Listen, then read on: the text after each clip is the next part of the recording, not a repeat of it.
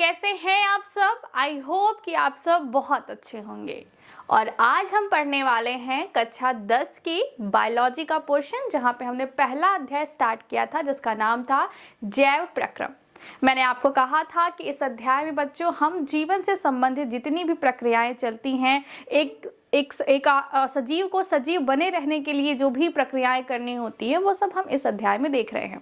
सबसे प्रथम में हमने देखा था पाचन तंत्र के बारे में कि आप जो खाते हैं वो खाना कैसे पचता है।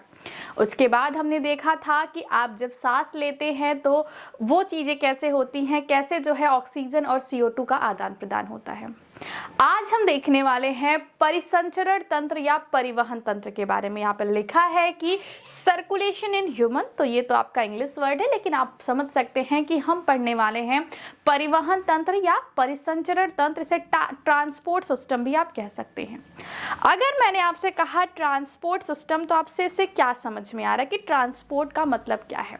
बायो को छोड़ दीजिए, बायो को एक साइड कर दीजिए, बस सिंपल सा ट्रांसपोर्ट का मतलब समझिए। अगर आपने सिंपल भाषा में भी ट्रांसपोर्ट या परिवहन, परिसंचरण, इन सब शब्दों का मतलब जानते हैं, समझते हैं, तो ये विषय इसी सारी बातों के इर्द गिर्द घूमने वाला है। देखिए, हमने अभी तक देखा है कि हमने खाना खाया, खाने का क्या हुआ कि उससे छोटे छोटे टुकड़ों में उसका विघटन हुआ, विघटन के बाद आपके जो है कि वो जो खाने के मॉलिक्यूल्स थे वो आपके रक्त में प्रवेश कर चुके हैं, उनका अवशोषण हो चुका है। अगर मैं बात करूं तो मुख्यतः जो है जो खाना हम खाते हैं उसमें जो पोषक पदार्थ की उपस्थिति होती है वो मुख्यतः छोटी आंत द्वारा अवशोषित होती है। कहाँ से? छोटी आंत द्वारा अवशोषित होती है। इसका मतलब है कि आप जो खाना खाते हैं वो मुख्यतः जो है छोटी आंत वाले हिस्से से क्या हो रहा है, आपके शरीर में जा रहा है, आपके रक्त में प्रवेश कर रहा है। इसका मतलब है कि शरीर के सभी अंगों में छोटी आंत ऐसी जगह है जहां पे, या छोटी आंत से जुड़ी जो रक्त की कणिकाएं होंगी, रक्त की जो वेसल्स होंगी, वहां पे जो है कि आपका भोजन सबसे ज्यादा अमाउंट में पोषक तत्व होगा। अगर हम बात करें ऑक्सीजन की, तो ऑक्सीजन जो है आपके फेफड़ों में के पास वाली जो रक्त की कणिकाएं होंगी, वहां पे जो रक्त की वाहिकाएं होंगी वहां पे सबसे ज्यादा होगी, क्योंकि फेफड़ों तक ही हवा जाती है और उसके बाद हवा फिर वापस आ जाती है। जो आप सांस लेते हैं, जो श्वसन करते हैं, जो ब्रीदिंग करते हैं, उसमें क्या होता है कि हवा लंग्स तक, फेफड़ों तक जाती है। इसी को हम फुफ्फुस कहते हैं। फेफड़ों को शुद्ध हिंदी में फुफ्फुस कहते हैं। तो फुफ्फुस कहिए या फेफड़े कहिए, वहां तक हवा जाती है, फिर हवा बाहर आ जाती है। तो अब इस बात को समझने के लिए आपको ये समझना होगा, परिवहन तंत्र को समझने के लिए आपको बच्चों ये समझना होगा कि खाना तो, पोषक तत्व तो शरीर के सभी कोशिकाओं को चाहिए और ऑक्सीजन भी शरीर की सभी कोशिकाओं को चाहिए। तो अगर खाना सिर्फ और सिर्फ छोटी आंत के पास रहेगा तो पैर की कोशिकाएं, ब्रेन की कोशिकाएं, हृदय की कोशिकाएं, इन सबको पोषक तत्व कैसे मिलेगा? वहीं पे अगर ऑक्सीजन की बात करें तो फेफड़ों तक ऑक्सीजन जो है हवा जाती है, मतलब वहां पे तो ऑक्सीजन चला जा रहा है, लेकिन शरीर की अन्य कोशिकाओं को ऑक्सीजन कैसे मिलेगा? अगर आपको नहीं याद है तो मैं आपको बता दूं कि शरीर में होने वाले किसी भी प्रक्रिया के लिए जो आपका ग्लूकोज मॉलिक्यूल होता है, इसे ऑक्सीजन की उपस्थिति में मनुष्य में इसको जो है विघटित किया जाता है, जिसके फलस्वरूप कार्बन डाइऑक्साइड, जल तथा कुछ मात्रा में ऊर्जा का निर्माण होता है। ये प्रक्रिया जो है ये हम बहुत पहले से ही पढ़ते आ रहे हैं। तो इसके लिए मतलब शरीर की अगर किसी भी कोशिका को ऊर्जा चाहिए तो उसको ग्लूकोज और उसके साथ ही साथ उसको ऑक्सीजन गैस भी चाहिए। ठीक है, तो ऑक्सीजन कहाँ है? हमने सोर्स बता दिया कि फेफड़ों के पास सबसे ज्यादा ऑक्सीजन है, क्योंकि हम ब्रीदिंग जो करते हैं उसमें जो हवा है वो फेफड़ों तक ही जाती है। छोटी आंत में मुख्यतः ग्लूकोज के मॉलिक्यूल या कह सकते हैं जो पोषक पदार्थ है वो अवशोषित होते हैं, क्योंकि हम जो भी खाते हैं उसका अवशोषण का मुख्य हिस्सा कौन सा है? छोटी आंत है। अब अगर मान लीजिए कि आपके हृदय की कोई कोशिका है, इस तरीके से सपोज करिए कि आपके हृदय की कोई कोशिका है और इसको लगी है बहुत तेजी से भूख, इस बेचारी को लगी है बहुत तेजी से भूख और ये बेचारी बिल्कुल सैड हो गई है, इसको लगी है बहुत तेज से भूख। अब ये बेचारा क्या करे कि इसको खाना जो है, खाना तो बहुत है शरीर में, आपने खाना बहुत खाया है, छोटी आंत के पास तक बहुत खाना है और फेफड़ों के पास बहुत ऑक्सीजन भी है, लेकिन ये यहाँ से यहाँ तक पहुंचेंगे कैसे? यही चीज आज के इस अध्याय में हम पढ़ने वाले हैं। जैसे सपोज करिए कि कोविड में हमने देखा था कि कहीं पे किसी को खाने के लिए नहीं मिल रहा था और कहीं पे हम देख रहे थे कि किसान जो सब्जी लगाए थे या किसानों ने जो भी सब्जियां अपने खेत में उगाई थी उनको क्या है वो मार्केट में सेल नहीं कर पा रहे थे। क्यों? क्योंकि उस टाइम में ट्रांसपोर्ट सिस्टम इतना सही तरीके से काम नहीं कर रहा था। अगर आज आपको केसर खाना है तो केसर जो है वो दुनिया के किसी मुख्य हिस्सों में ही उसका उत्पादन मुख्यतः होता है। तो इसका मतलब है कि अगर आपके किचन तक केसर आ रहा है, इसका मतलब कहीं ना कहीं वो ट्रांसपोर्ट हो रहा है। कपास की खेती हो रही है, कपास की खेती से कपास जो है कारखानों में जा रहा है, वहां से वस्त्र बनाए जा रहे हैं और उसका जो है ट्रांसपोर्ट पूरी दुनिया में हो रहा है। एक मूवी भी थी, मुझे एग्जैक्ट नहीं पता है, उसमें क्या होता था कि उसने बहुत सारे जो है अंडरवियर्स बनाए थे, बट जो है कि उसकी सेलिंग नहीं हो पा रही थी। उन्होंने एक जगह पे चीज़ों को कलेक्ट कर लिया क्योंकि उनके जो उनका जो प्रोडक्ट था उसकी सेलिंग नहीं हो रही थी, उसका ट्रांसपोर्ट नहीं हो रहा था अलग अलग लोगों तक। तो ट्रांसपोर्ट बहुत इंपॉर्टेंट है हमारी बॉडी में भी, क्योंकि हमारी बॉडी में हर काम के लिए स्पेसिफिक कोशिकाएं होती हैं, कुछ विशिष्टकृत कोशिकाएं होती हैं।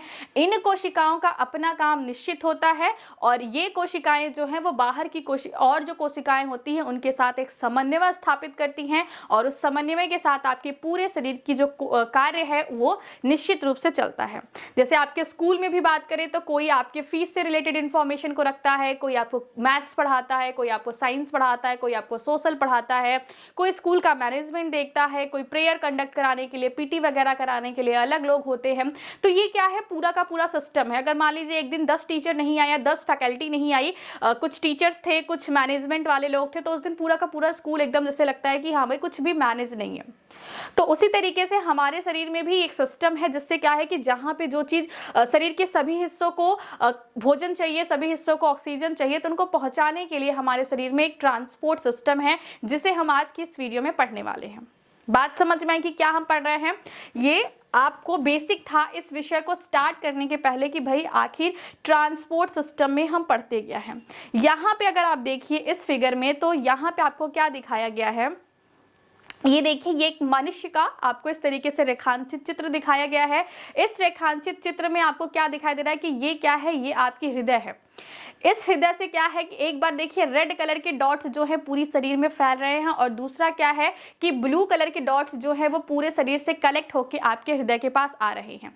ये सारी चीजें हम डिटेल में पढ़ेंगे, लेकिन अभी आप समझिए कि किस तरीके से शरीर में एक पूरा का पूरा जाल फैला होता है जिसकी वजह से शरीर की हर कोशिकाओं को निश्चित मात्रा में ग्लूकोज, ऑक्सीजन और जो है कि हार्मोन्स या फिर जो भी चीजें चाहिए होती हैं उन तक इन चीजों को पहुंचाने का जो काम होता है वो आपके शरीर में इन परिवहन तंत्र के द्वारा होता है। और इस परिवहन तंत्र में जो मुख्यतः भाग लेने वाला अंग है उसे हम क्या कहते हैं? उसे हम कहते हैं रक्त। मानव में जो रुधिर है, जिसे हम रक्त कहते हैं, जिसे आप ब्लड कहते हैं, ये ब्लड ही क्या करता है, ये एक प्रकार का तरल संयोजी ऊतक है। अगर आप नाम से ही समझें कि रुधिर, आपने बुक में स्टार्ट किया होगा तो सबसे पहले ही लिखा रहता है कि रुधिर एक तरल संयोजी ऊतक है। तरल का मतलब समझ रहे हैं कि तरल का मतलब क्या है कि चीजें लिक्विड फॉर्म में होंगे। जैसे पानी है ना, तो वो भी क्या है, तरल है।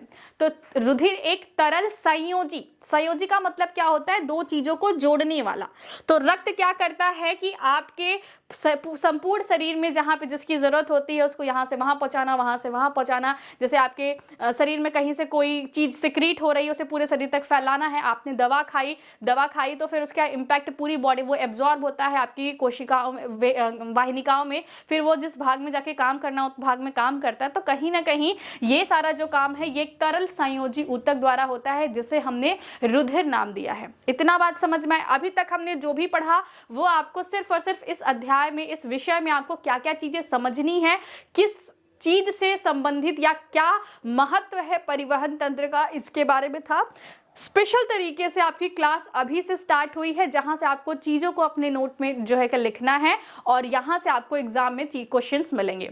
दिया है कि रुधिर में भोजन, ऑक्सीजन तथा वर्ज्य पदार्थों का हमारे शरीर में वहन करता है। क्या कह सकते हैं कि रुधिर एक तरल संयोजी ऊतक है। यहां पे लिख सकते हैं कि रुधिर एक तरल संयोजी ऊतक है जिसकी सहायता से क्या होता है कि चाहे खाना हो, वो बेचारा किसी में भेदभाव नहीं करता, उसके अंदर जो भी चीजें डाल दी जाती हैं वो उसको जो है कि अपने अंदर बहाता रहता है, जिसको उसकी जरूरत होती है वो वहां से उस चीज को ले लेता है। इसका बस इतना ही काम है। जैसे नदी है ना, नदी में कोई भी चीज डाल दो, कचरा भी डाल दो या फूल डाल दो या फिर मछली डाल दो या फिर जो भी डाल दो, तो वो उसको अपने साथ लेके जाती रहती है। वो कभी ये नहीं कहती कि हाँ भाई मेरे में ये नहीं डालना चाहिए। तो हमारे यहाँ नदियां हैं, कहीं पे कारखानों का गंदा पानी आ रहा है, कहीं हम अपने घर के गंदे पानी डाल रहे हैं, कभी सो कॉल्ड संस्कृति के नाम पे हम अपने घर की जो भी भगवान जी की मूर्तियां हैं, जो भी गंदगी है या फिर जो भी चीजें हैं वो ले जाके नदी में डाल रहे हैं आस्था के नाम पे। मतलब जो भी चीजें हम डाल रहे हैं वहां पे, वो सब चीजें जो है बहती हुई जा रही हैं हमारी नदियों में और उसे प्रदूषित कर रही हैं। तो उसी तरीके से जो रक्त है उसमें भी जो भी कोशिकाएं का एक्सेस रहेगा वो सब कुछ रक्त में जाएगा और रक्त में वो चीजें बहती रहेंगी, जहां पे उसकी जरूरत होगी वो वहां पे यूज कर लिया जाएगा। ऐसी चीजें होती हैं। तो चाहे ऑक्सीजन हो, चाहे पोषक पदार्थ हो, चाहे वर्ज्य पदार्थ। वर्ज्य पदार्थ का मतलब क्या होता है कि जो नाइट्रोजनस वेस्ट होते हैं, जो आपके शरीर की अपशिष्ट पदार्थ होते हैं, वो भी रक्त की सहायता से ही मूव करते हैं, रक्त की सहायता से ही संपूर्ण शरीर से निकाले जाते हैं, संपूर्ण शरीर से लिए जाते हैं और जहां से उनका निस्कारण किया जाता है, जो आपकी किडनी करती है, वहां पे उसका निपटारा हो जाता है। तो इतनी बात समझ में आई। यहाँ पे देखिए, यहाँ पे आपको दिखाया गया है कि किस तरीके से मानव का परिवहन तंत्र काम करता है। यहाँ पे आपको बीच में हृदय की कोशिकाएं दिखाई दे रही हैं और इस हृदय की कोशिकाओं से बाहर के ऊपर के साइड निकलती हुई आपको इस तरीके से नीले रंग की जो है वाहिकाएं और लाल रंग की वाहिकाएं दिखाई दे रही हैं। ये लाल रंग और नीले रंग की वाहिकाओं में क्या अंतर है, इनको अलग अलग रंग से क्यों दिखाया गया है, सब कुछ हम आगे विस्तार पूर्वक पढ़ेंगे। थोड़ा सा धैर्य बनाए रखिए।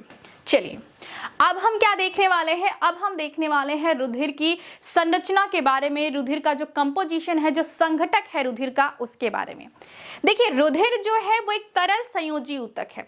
इसका मतलब इसमें जल है और कुछ चीजें इसमें जो डाली गई हैं, जिनका अपना अपना काम है, वो सारी चीजें हैं। अगर आप इतनी स्लाइड को समझ जाते हैं, इसमें मैंने बहुत ज्यादा चीजें नहीं लिखी है, मैंने चीजों को बहुत सिंपल वे में लिखा है। आपको भी अपने नोट्स में चीजें इस तरीके से बनानी है। आपके स्कूल का जो नोट्स बनवाया गया होगा, जो भी आपने बनवाया होगा, उसके बाद भी आपको जो बोर्ड्स पे जितनी चीजें लिखी हैं उतनी अपनी कॉपी में लिखनी है। अगर आपकी कॉपी में पेजेस नहीं है तो आप जो है स्टिकी नोट्स या फिर आप कोई छोटा सा पेज काट के उसका एक कॉर्नर जो है अपनी कॉपी पे चिपका के वहां से भी इसको लिख के रख लीजिए, क्योंकि एग्जाम टाइम में इसे छोटे छोटे आप रिवाइज कर लेंगे तो बहुत ईजी हो जाएगा। रुधिर की अगर हम बात करें तो रुधिर जो है वो मुख्यतः दो प्रकार की जो है कि चीजों से मिलकर बना होता है। पहला क्या है? पहला है उसका जल वाला भाग और दूसरा क्या है? उसका कणिकाएं। मतलब रुधिर है तो रुधिर एक तरल संयोजी ऊतक है। तो तरल का मतलब क्या है कि इसमें लिक्विड पार्ट भी होगा और इसमें कुछ जो है कोशिकाएं या कणिकाएं जिसे हम कहते हैं वो चीजें डाली रहती हैं। जैसे नींबू पानी है या फिर आप चीनी पानी का घोल बना रहे हैं तो चीनी पानी में क्या है? पानी है और उसमें घुली हुई कुछ चीजें हैं। आप उसमें थोड़ा सा छोटे छोटे कण डाल दीजिए, मान लीजिए बालू के कण डाल दीजिए, तो वो भी उसमें घुला हुआ है। तो यहाँ पे क्या है कि जो रुधिर है, रुधिर दो मुख्यतः चीजों का संघटक है। पहला क्या है? प्लाज्मा और दूसरा क्या है? रुधिर कणिकाएं। आपने अगर पहले पढ़ा होगा तो बहुत अच्छी बात है।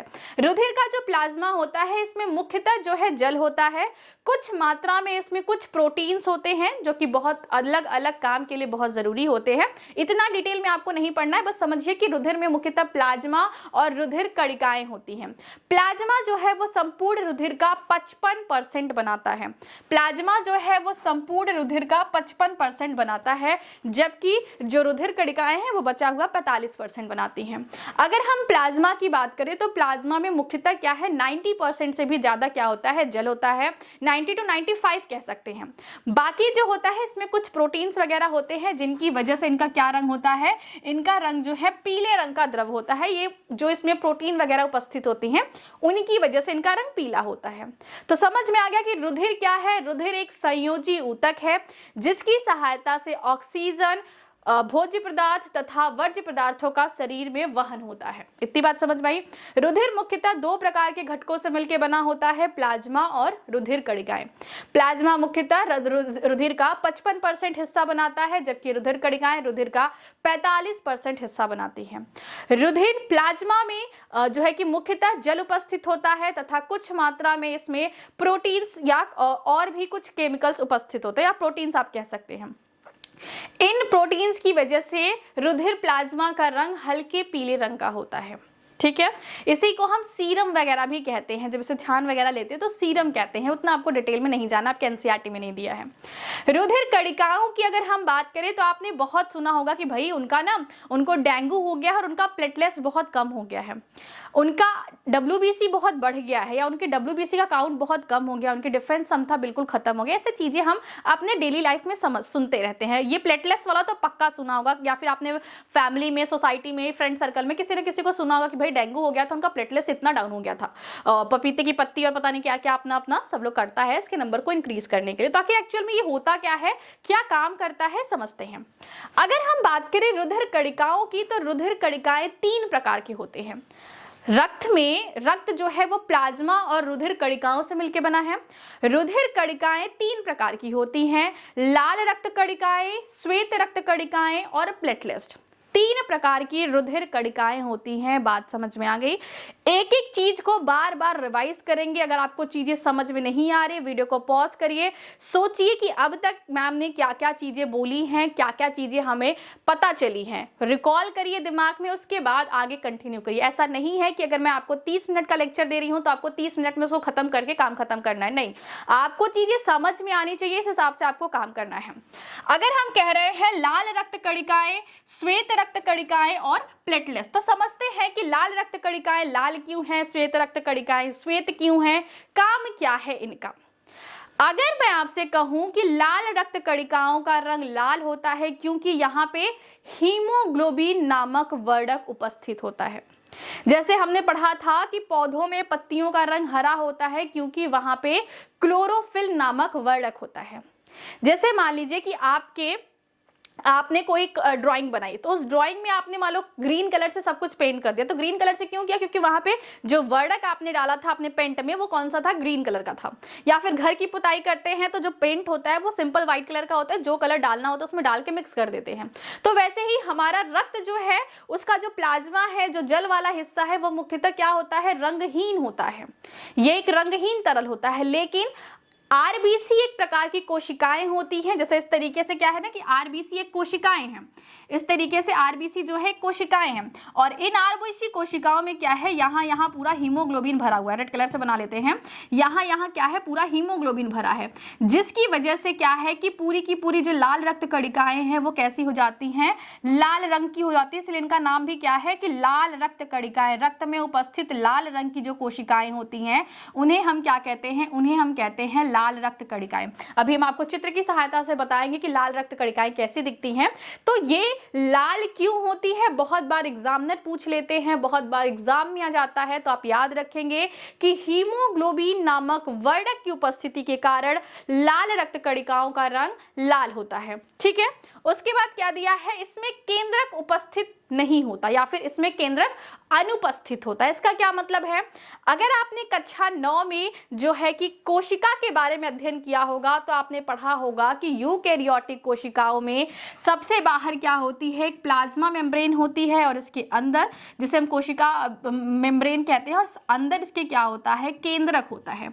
इसे हम क्या कहते हैं, केंद्रक कहते हैं। तो ये जो केंद्रक होता है ये लाल रक्त कणिकाओं में अनुपस्थित होता है। क्यों अनुपस्थित होता है, ये इसलिए अनुपस्थित होता है कि केंद्रक जो है एक सेल का, एक कोशिका का काफी बड़ा हिस्सा कवर करता है। और हमें यहाँ पे क्या करना है, हमें यहाँ पे हीमोग्लोबिन को ज्यादा से ज्यादा संख्या में अपने लाल रक्त कणिकाओं के अंदर उपस्थित करना है। तो हम क्या करते हैं, हम केंद्रक को यहाँ से हटा देते हैं ताकि जो है ज्यादा से ज्यादा लाल रक्त कणिकाएं इसमें आके रह पाए। बात समझ में आ गई। क्यों लाल रक्त कणिकाएं ऐसा करती क्या है कि हम उनका नंबर चाह रहे हैं कि बढ़ जाए। लाल रक्त कणिकाएं में जो हीमोग्लोबिन होता है ये ऑक्सीजन के साथ जुड़ जाता है, दोस्ती कर लेता है।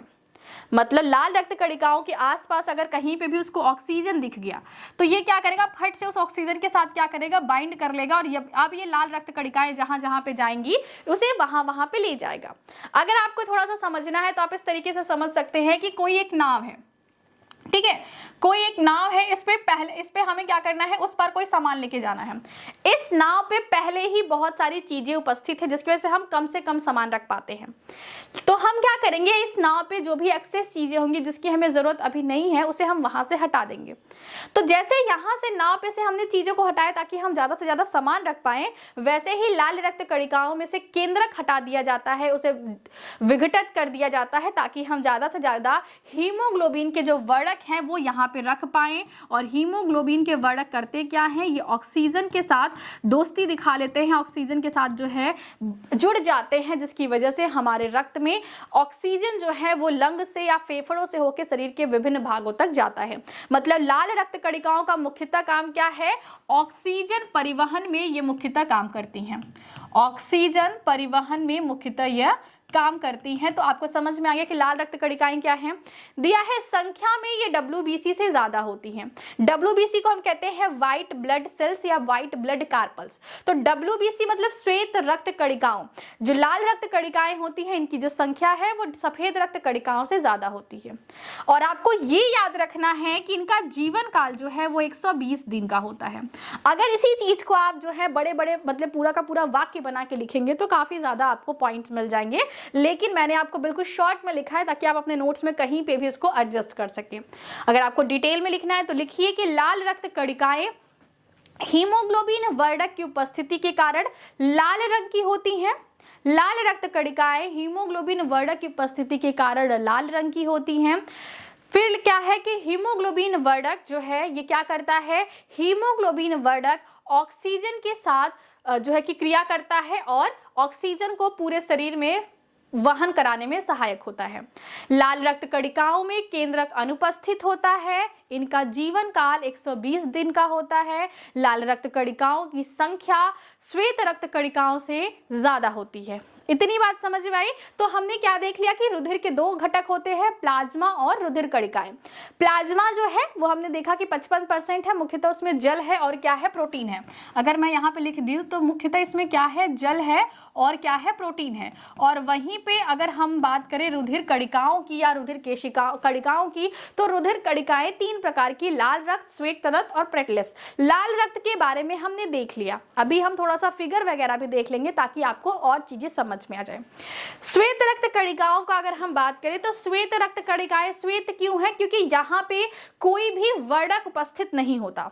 आप लिख सकते हैं कि श्वेत रक्त कणिकाएं श्वेत रंग की या रंगहीन होती हैं। क्यों? क्योंकि इसमें कोई भी वर्णक अनुपस्थित होता है। किसी भी वर्णक की उपस्थिति ना होने के कारण श्वेत रक्त कणिकाएं श्वेत रंग की या रंगहीन होती हैं।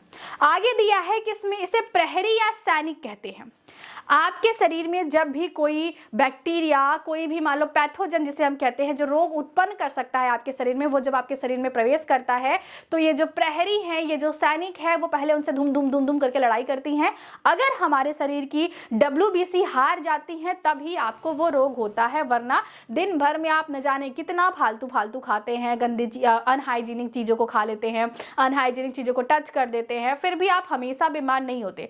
जब हमारे शरीर की ये जो प्रहरी है, ये जो सैनिक है, वो हार जाती हैं तभी जाके हमारे शरीर में कोई रोग उत्पन्न होता है। जैसे हमारे इन्हें कहा जाता है कि जिस तरीके से एक देश की सेना उसकी सीमाओं पे लगी होती है और जब भी कोई बाहर से आक्रमणकारी जो है वो अंदर आना चाहता है तो पहले उसे हमारी सेना से सामना करना होता है। अगर सेना ने, हमारे देश की सेना ने या हमारे जिस भी देश की सीमा की सेना है उसने जो आक्रमणकारी हैं उनको भगा दिया तो हमारे देश में कोई भी दिक्कत नहीं होगी, सब कुछ नॉर्मल चलता रहेगा। लेकिन अगर मान लो कि जो दुश्मन है वो बहुत स्ट्रांग है और हमारी सेना को हमने कुछ बिल्कुल खिलाया पिलाया नहीं, बिल्कुल बेचारी एकदम कमजोर हो गई है, तो अब क्या है कि हमारे शरीर में क्या है, जिस तरीके से हमारे देश में प्रॉब्लम हो सकती हैं, बहुत सारी चीजें हो सकती हैं जो कि अच्छी नहीं है, वैसे ही हमारे शरीर में बहुत सारे रोग उत्पन्न हो सकते हैं अगर ये प्रहरी या सैनिक कोशिकाएं सही तरीके से काम नहीं कर पा रही हैं, ये कमजोर हैं, तो इसलिए इनको प्रहरी या सैनिक कोशिकाएं भी कहते हैं।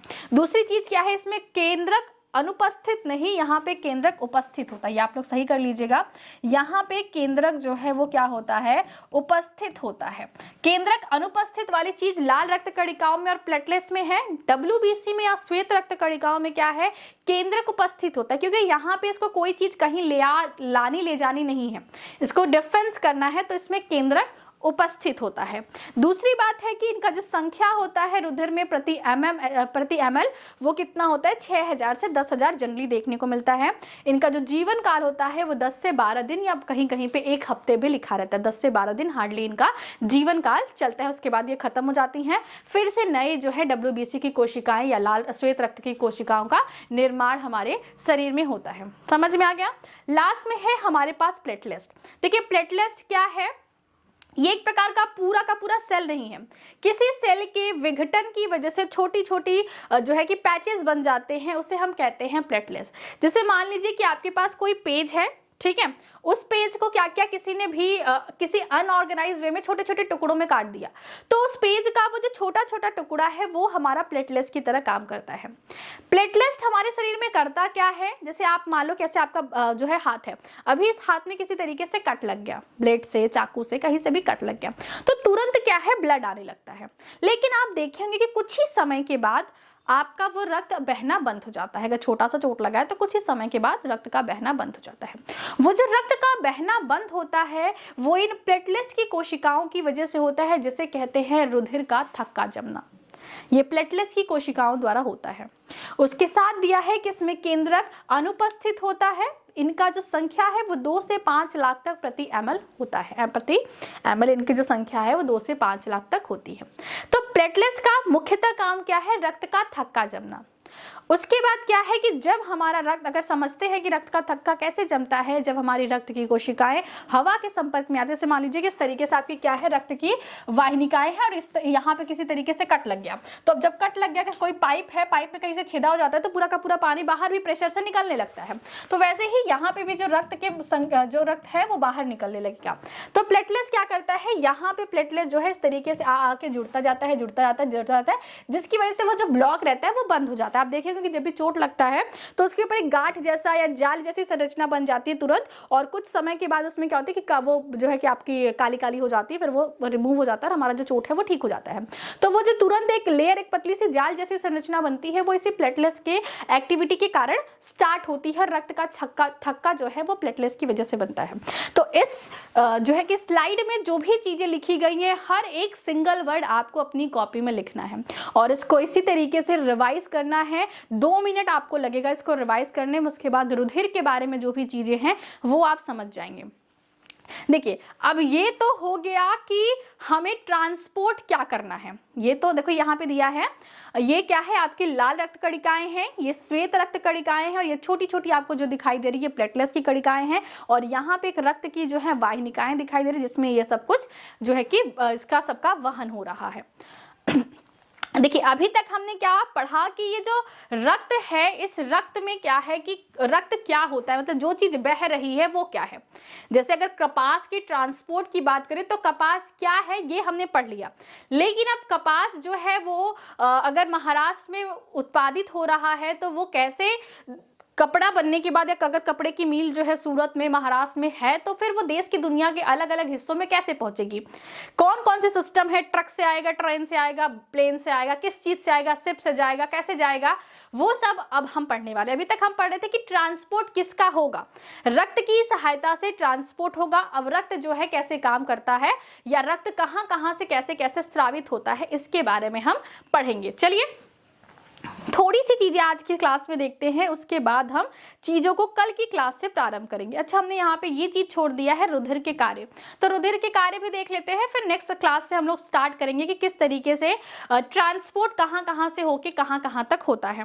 तो सबसे पहले क्या है, पदार्थों का परिवहन। रुधिर के कार्य की अगर हम बात करें तो सबसे पहली बात क्या है कि ये पदार्थों का परिवहन करता है। अगर हम परिवहन में बात करें तो ये भोज्य पदार्थ, अगर हम परिवहन की बात करें तो भोज्य पदार्थ, ऑक्सीजन, वर्ज्य पदार्थ इत्यादि, वर्ज्य पदार्थ आदि का वहन जो है रक्त के द्वारा होता है। मतलब रक्त पूरे शरीर में बहता रहता है, जो भी चीजें जहां पे ज्यादा रहती है वो रक्त में चली जाती है, फिर वो जहां जाना होता है वहां चला जाता है। उसके बाद क्या है कि यहाँ पे अलग से भी दिया है कि ऑक्सीजन का परिवहन। तीसरा नंबर क्या दिया है कि शरीर में ताप का नियमन। शरीर में ताप का नियमन से क्या मतलब है कि आपके शरीर का जो टेम्परेचर है, जो ताप है, उसको नियंत्रित रखने का काम भी रक्त की कोशिकाएं करती हैं। जैसे जब आप बहुत तेजी से भागते हैं तो आपके शरीर में जो है ताप बढ़ने लगता है, तो रक्त भी बहुत तेजी से मूव करता है। आपने देखा होगा कि जब बहुत गर्मी होती है तो हमारी जो नसें होती हैं वो हमें थोड़ा ऊपर के साइड देखने को मिलती हैं, और जब बहुत ठंडी होती है तो हमें अपनी नसें जो है वो ऊपर की ओर उभरी हुई नहीं दिखाई देती, वो अंदर की तरफ चली जाती हैं। तो इस तरीके से भी हम ताप का नियमन करते हैं। रक्त वाहिकाओं का थोड़ा ऊपर उभर जाने से क्या होता है कि जो एटमॉस्फेयर है वहां से ये ऊर्जा तापमान का नियमन करती हैं। उसके बाद दिया है थक्का बनाना। अगर कहीं पे कोई कट वगैरह लग गया है तो रक्त में उपस्थित प्लेटलेट्स की कोशिकाएं जो है थक्का बनाती हैं। रोगों से रक्षा करना, ये काम किसका है? प्लेटलेट्स का है। उसके बाद क्या है? रोगों से रक्षा करने का काम किसका है? रोगों से रक्षा करने का काम श्वेत रक्त कणिकाओं का है, श्वेत रक्त कणिकाओं का है। और वहीं पे क्या है कि हमारे पास क्या है? घाव का भरना। तो ये भी जो है हमारे पास प्लेटलेट्स वगैरह का ही काम है। मतलब जहाँ पे घाव भरने के लिए जो भी चीजें हैं उसका ट्रांसपोर्ट कौन कराएगा? रक्त ही कराएगा। तो रक्त का मिला जुला के काम ये है कि रक्त कुछ ऐसी नदी है जिसमें जो भी चीजें डालते जाओ वो बहती जाएगी उसके साथ। अब जिसको जहाँ पे जिस चीज का काम पड़ेगा वो वहां से वो चीज निकालता जाएगा और अपने हिसाब से उसका प्रयोग कर लेगा। ठीक है, समझ में आ गया? तो चलिए आज की क्लास में हमने क्या पढ़ा, एक बार क्विक रिवीजन कर लेते हैं। हमने देखा कि परिवहन तंत्र की जरूरत क्या है, क्यों परिवहन हमारे शरीर में होता है। परिवहन करने के लिए रुधिर जिम्मेदार है। रुधिर में होता क्या है? मुख्यतः प्लाज्मा और रुधिर कणिकाएं होती हैं। प्लाज्मा मुख्यतः जल तथा कुछ प्रोटीन जो है कि संगठन से मिलकर बना होता है। ये 55% होता है, जबकि रुधिर कणिकाएं 45% पूरे रुधिर का बनाती हैं। रुधिर कणिकाएं 3 प्रकार की कणिकाओं से मिलकर बनी होती हैं: लाल रुधिर कणिकाएं, श्वेत रुधिर कणिकाएं, प्लेटलेट्स। लाल रुधिर कणिकाएं लाल होती है क्योंकि वहां पे हीमोग्लोबिन वर्णक होता है। ये वर्णक जो है ये ऑक्सीजन को पूरे शरीर में जो है कि वहन कराने में कार्य करता है। उसके बाद हमने देखा कि जो मैच्योर या वयस्क जो आरबीसी होती है उनमें केंद्रक अनुपस्थित होता है। इनकी संख्या डब्ल्यूबीसी से ज्यादा होती है और इनका जीवन काल 120 दिन तक होता है, क्योंकि देखिए इनका जीवन काल भी बड़ा है। डब्ल्यूबीसी की बेचारे के जीवन काल अगर दोनों बराबर मात्रा में बने तो 7 से 10 दिन में मर जा रही है, और ये 120 दिन तक रही। तो कहीं ना कहीं इस तरीके से आप याद रख सकते हैं कि आरबीसी का जो संख्या है, जो नंबर है, वो ज्यादा है।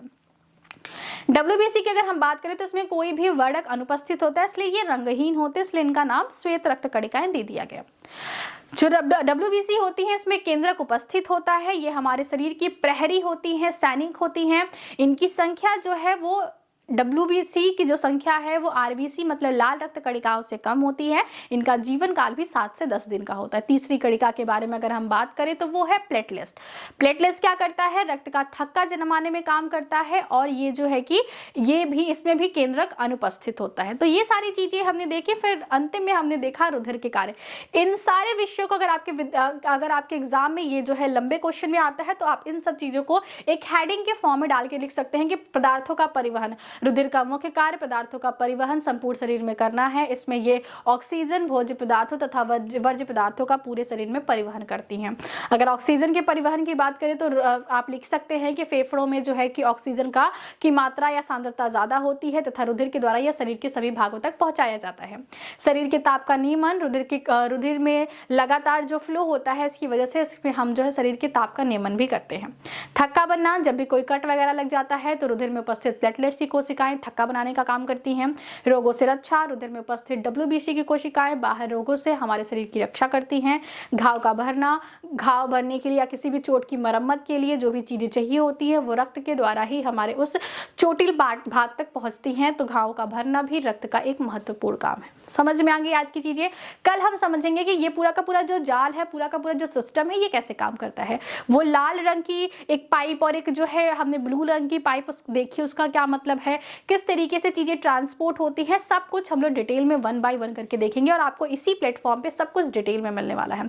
तो सब्सक्राइब कर लीजिएगा हमारे चैनल को, अपने दोस्त लोगों के साथ बता भी दीजिएगा कि हाँ भाई इतनी अच्छी यूपी बोर्ड की क्लासेस आपको फ्री ऑफ कॉस्ट हमारे प्लेटफॉर्म पे मिल रही है। तो आइए पढ़िए और एग्जाम में अच्छा जो है कि नंबर लेके आइए, वो भी हमसे बताइएगा। तो चलिए मिलते हैं नेक्स्ट क्लास में, तब तक पढ़ाई करते रहिएगा। All the very best.